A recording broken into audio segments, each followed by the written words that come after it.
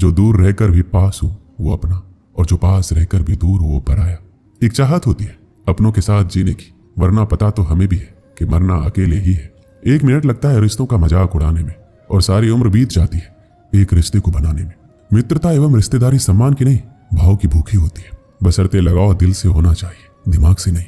दुनिया का सबसे बेहतरीन रिश्ता वही होता है जहां एक हल्की सी मुस्कुराहट और छोटी सी माफी से जिंदगी दोबारा पहले जैसी हो जाती है। कुछ रिश्ते बस ऑनलाइन होते हैं, जो नेट बंद होते ही टूट जाते हैं। सख्त हाथों से भी फिसल जाती है कभी नाजुक उंगलियां। रिश्ते जोर से नहीं, प्यार मोहब्बत से पकड़े जाते हैं। तेरा मेरा रिश्ता जज्बात से जुड़ा है, ये वो संगम है जो बिन मुलाकात से जुड़ा है। रिश्तों को शब्दों का मोहताज ना बनाइए। अगर अपना कोई खामोश है तो खुद ही आवाज लगाइए। मिलना बिछड़ना नसीब की बात है, ये वो बंधन है जो तेरी खुशी और मेरी चाहत के एहसास से जुड़ा है। रिश्ते कभी जिंदगी के साथ साथ नहीं चलते, रिश्ते एक बार बनते हैं, फिर जिंदगी रिश्तों के साथ साथ चलती है। जरूरी नहीं कि सारे सबक किताबों से ही सीखे जाए, कुछ सबक जिंदगी और रिश्ते सिखा देते हैं। रिश्ता दिल से होना चाहिए, शब्दों से नहीं। नाराजगी शब्दों में होनी चाहिए, मन में नहीं। हर रिश्ते में अमृत बरसेगा।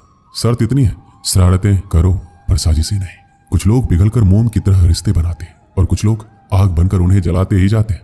रिश्ते तो वो बड़े नहीं होते जो जन्म से जुड़े होते हैं, रिश्ते वो बड़े होते हैं जो दिल से जुड़े होते हैं। वक्त, दोस्त और रिश्ते ये वो चीज है जो हमें मुफ्त मिलती है, मगर इनके बेशकीमती होने का एहसास तब होता है जब ये कहीं खो जाती है। किसी भी रिश्ते को तोड़ने से पहले एक बार अपने आप से जरूर पूछ लीजिएगा कि आज तक इस रिश्ते को क्यों निभा रहे थे। रिश्ते अगर मजबूर हो तो वो रिश्ता ज्यादा दिन तक नहीं टिकता, इसलिए रिश्ते को मजबूत बनाइए, मजबूर नहीं। जो रिश्ता हमको रिला दे उससे गहरा रिश्ता कोई नहीं, जो रिश्ता रोते हुए छोड़ दे उससे कमजोर रिश्ता कोई नहीं। अपने रिश्तों और पैसों की कद्र एक समान करें। दोनों को कमाना मुश्किल है, लेकिन गंवाना बहुत आसान। बुरे वक्त में जो भी रिश्ता निभाए उससे बढ़कर कोई रिश्ता नहीं। रिश्तों का संबंध सिर्फ रक्त से नहीं होता, जो मुसीबत में हाथ थाम ले उससे बड़ा कोई रिश्ता नहीं होता। हर रिश्ते में विश्वास रहने दो, जुबान पर हर वक्त मिठास रहने दो। रिश्ता वो नहीं जिसे दुनिया को दिखाया जाए, सच्चा रिश्ता वो है जिसे दिल से निभाया जाए। कभी वो ना मिलने आए तो तुम चले जाया करो। ये रिश्ते हैं, कोई व्यापार नहीं। एक अच्छा रिश्ता तब होता है जब कोई आपके अतीत को स्वीकार करे, आपके वर्तमान का समर्थन करे और आपके भविष्य को प्रोत्साहित करे। चाहे मित्रता हो या संबंध, सभी बंधन विश्वास पर ही निर्मित होते। इसके बिना आपके पास कुछ भी नहीं। 3 चीजें जो मैं एक रिश्ते में चाहता हूं: आंखें जो ना रोए, होठ जो झूठ ना बोले, और प्यार जो ना मरे। सभी रिश्तों का एक नियम है, जिस व्यक्ति से आप प्यार करते हैं उसे कभी भी अकेला महसूस ना करने दें, खासकर जब आप वहां हो। मिलना बिछड़ना तो सब किस्मत का खेल है, कभी नफरत तो कभी दिलों का मेल है। यूं तो हर रिश्ता बिक जाता है इस दुनिया में, सिर्फ दोस्ती ही यहाँ नहीं बिकती है। दोस्ती सिर्फ पास होने का नाम नहीं है। अगर तुम दूर रहकर भी हमें याद करो, इससे बड़ा हमारे लिए कोई इनाम नहीं। दोस्ती करो हमेशा मुस्कुरा के, किसी को धोखा ना दो अपना बना के। कर लो याद जब तक हम जिंदा है, फिर ना कहना चले गए दिल में यादें बसा के। दोस्ती में ताकत है समर्थ को झुकाने की, बाकी सुदामा में कहाँ ताकत थी श्री कृष्ण से पैर धुलवाने की। सवाल पानी का नहीं प्यास का है, सवाल मौत का नहीं सांस का है। दोस्त तो बहुत है दुनिया में, मगर सवाल दोस्ती का नहीं विश्वास का है। एक चाहत है तेरे साथ जीने की, वरना पता तो हमें भी है कि मरना तो अकेले ही है। जिंदगी में बहुत सारे दोस्त बनाना कोई खास बात नहीं है, लेकिन एक ही दोस्त के साथ जिंदगी भर दोस्ती निभाना ये खास बात है। उसके कर्जदार और वफादार रहिए जो आपके लिए अपना वक्त देते हैं, वरना अंजाम की खबर तो कर्ण को भी थी, लेकिन बात दोस्ती निभाने की थी। भूला नहीं हूं किसी को कि मेरे भी बहुत अच्छे दोस्त हैं इस जमाने में, बस थोड़ी सी जिंदगी उलझ पड़ी है 2 वक्त की रोटी कमाने में। अपने दुश्मन को 1000 मौके दो कि वो आपका दोस्त बन जाए, लेकिन अपने दोस्त को एक भी ऐसा मौका ना दो कि वो आपका दुश्मन बन जाए। जब दोस्त तरक्की करे तो गर्व से कहना कि वो मेरा दोस्त है, और जब दोस्त परेशानी में हो तो गर्व से कहना कि मैं उसका दोस्त हूं।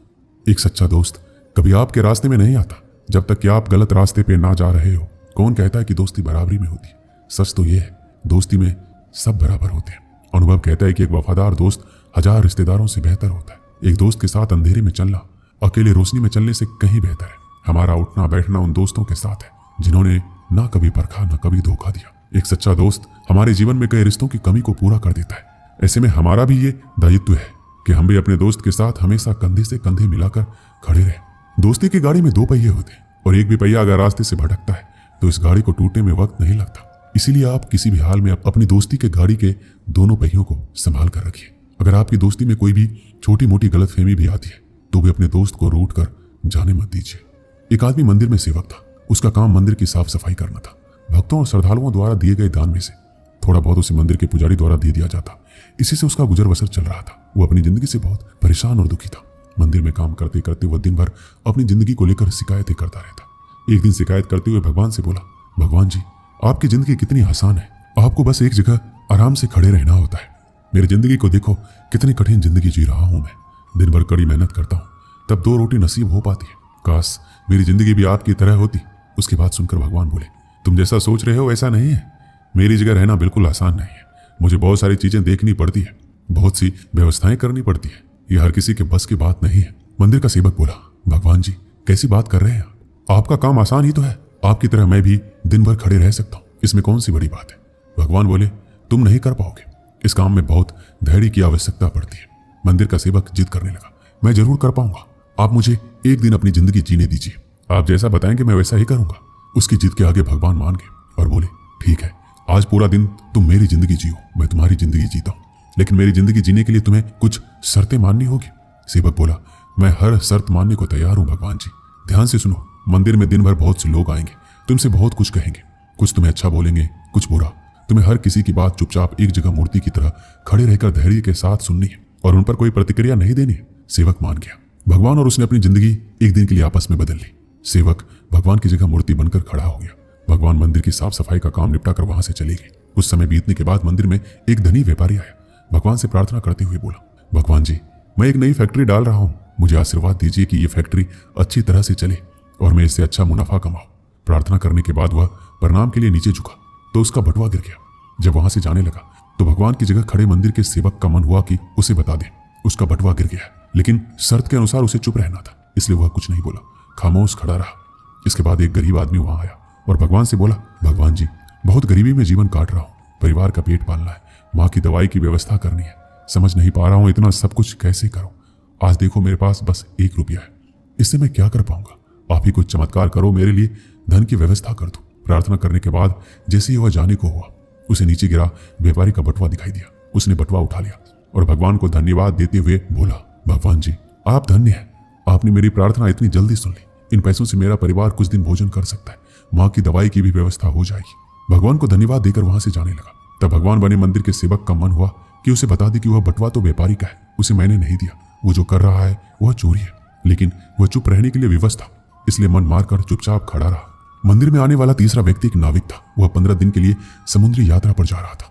भगवान से उसने प्रार्थना की कि उसकी यात्रा सुरक्षित रहे और वह सकुशल वापस आ सके। वह प्रार्थना कर ही रहा था कि धनी व्यापारी वहां आ गया। वह अपने साथ पुलिस भी लेकर आया था। नाविक को देखकर वह पुलिस से बोला, मेरे बाद ये मंदिर में आया है, इसने जरूरी मेरा बटुआ चुराया होगा, आप इसे गिरफ्तार कर लीजिए। पुलिस नाविक को पकड़कर ले जाने लगी। भगवान बने आदमी को अपने सामने होता यह अन्याय सहन नहीं हुआ। शर्त अनुसार उसे चुप रहना था, लेकिन उसे लगा कि यह बहुत गलत हो चुका है। यदि अब मैं चुप रहा तो एक बेकसूर आदमी को व्यर्थ में ही सजा भुगतनी पड़ेगी। उसने अपनी चुप्पी तोड़ते हुए कहा, आप गलत व्यक्ति को पकड़कर ले जा रहे हैं। यह बटुआ इस नाविक ने नहीं बल्कि इससे पहले आए गरीब व्यक्ति ने चुराया है। मैं भगवान हूं, मैंने सब कुछ देखा है। पुलिस भगवान की बात कैसे नहीं मानती। उनकी बात मानकर उन्होंने नाविक को छोड़ दिया और उस गरीब आदमी को पकड़ लिया जिसने बटुआ लिया था। शाम को जब भगवान वापस आए तो मंदिर के सेवक ने पूरे दिन का वृतांत सुनाते हुए गर्व के साथ बताया कि आज मैंने एक व्यक्ति के साथ अन्याय होने से रोका। देखिए आपकी जिंदगी जीकर मैंने कितना अच्छा काम किया है। उसकी बात सुनकर भगवान बोले, ये तुमने क्या किया? मैंने तुमसे कहा था चुपचाप मूर्ति बनकर खड़े रहना, लेकिन वैसा ना कर तुमने मेरी पूरी योजना पर पानी फेर दिया। उस धनी व्यापारी ने बुरे कर्म करके इतना धन कमाया है, यदि उसमें से कुछ पैसे गरीब आदमी को मिल जाते तो उसका भला हो जाता और व्यापारी के पाप भी कुछ कम हो जाते। जिस नाविक को तुमने समुद्री यात्रा पर भेज दिया है, अब वह जीवित वापस नहीं आ पाएगा। समुद्र में बहुत बड़ा तूफान आने वाला है। यदि वह कुछ दिन जेल में रहता तो कम से कम बच जाता। सेवक की ये बात सुनकर एहसास हुआ कि वो बस वही देख पा रहा था जो आंखों के सामने हो रहा था। उन सबके पीछे की वास्तविकता को वह देख नहीं पा रहा था। जबकि भगवान जीवन के हर पहलू पर विचार अपनी योजना बनाते हैं और लोगों के जीवन को चलाते हैं।